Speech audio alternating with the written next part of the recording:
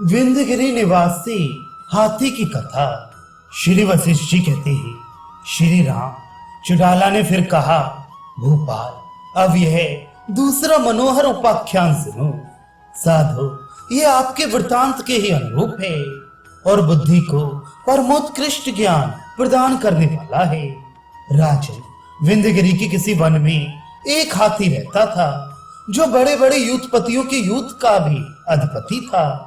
उसके दोनों दांत बहुत सफेद और लंबे थे तथा वज्र की ज्वाला के समान चमकीले एवं तीक्ष्ण थे। एक बार एक महावत ने उसे चारों ओर से लोहे की श्रृंखला से जकड़कर वैसे ही बांध दिया जैसे मुनिवर अगस्त ने विंध्याचल को और उपेंद्र ने असुरराज बलि को बांध दिया था।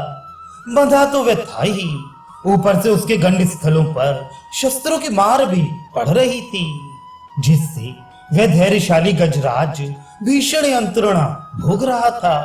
उसे बड़ी पीड़ा हो रही थी।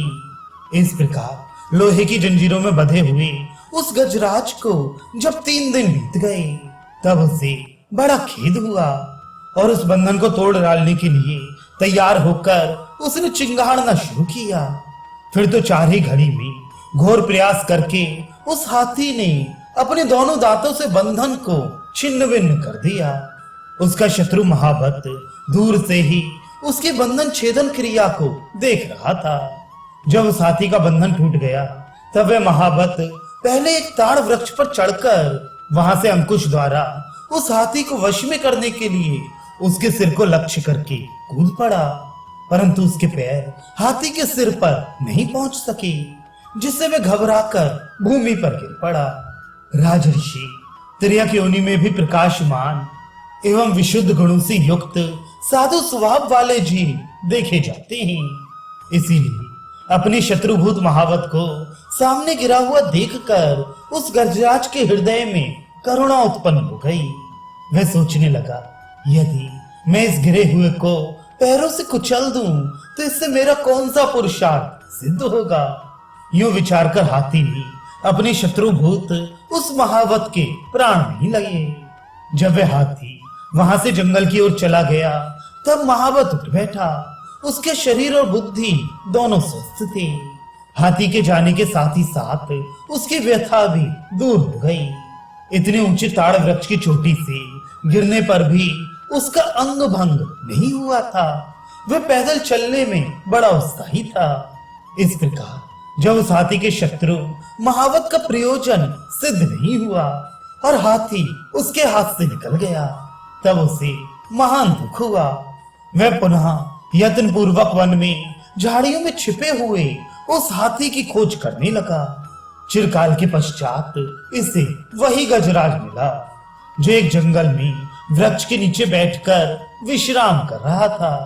तब उस धूर्त महावत ने जहां वह हाथी बैठा था उसके समीप ही हाथी के फंसाने योग्य एक गोलाकार गड्ढा खोदकर तैयार किया और ऊपर से उसे कोमल लताओं से ढक दिया।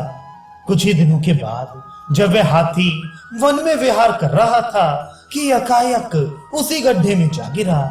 तब उस महावत ने गड्ढे में गिरे हुए उस हाथी को पुनः सुदृढ़ रूप से बांध दिया, जो आज भी भूगर्भ में पड़ा दुख भोग रहा है। यदि वह हाथी अपने सामने गिरे हुए शत्रु को पहले ही मार डाले होता तो आज उसे शत्रु द्वारा गर्त बंधन रूप दुख की प्राप्ति नहीं होती। जो मनुष्य मूर्खतावश वर्तमान क्रियाओं द्वारा आगामी काल का शोधन नहीं कर लेता वह विंध्यगिरि निवासी गजराज की भांति ही दुख का भागी होता है। वह हाथी, मैं श्रृंखला बंधन से मुक्त हो गया हूँ, इतने मात्र से ही संतुष्ट हो गया, परंतु दूर चले जाने पर भी वह पुनः अज्ञानवश बंधन में पड़ गया। भला मूर्खता कहाँ बाधा नहीं पहुंचाती, अर्थात सर्वत्र बाधा देती ही है। महात्मन, बद्ध हुआ भी मैं बंधन रहित हूँ। इस प्रकार की चित्तगत मूर्खता को ही परम बंधन समझना चाहिए। अतः उससे छुटकारा पाने के लिए परमात्मा के संकल्प से उत्पन्न संपूर्ण त्रिलोकी को परमात्मा का स्वरूप समझना चाहिए। जिसे इस प्रकार का ज्ञान नहीं है और जो मूर्खता में स्थित है उसके लिए वह स्वयं ही सहसा समस्त बंधनों का कारण बन जाता है।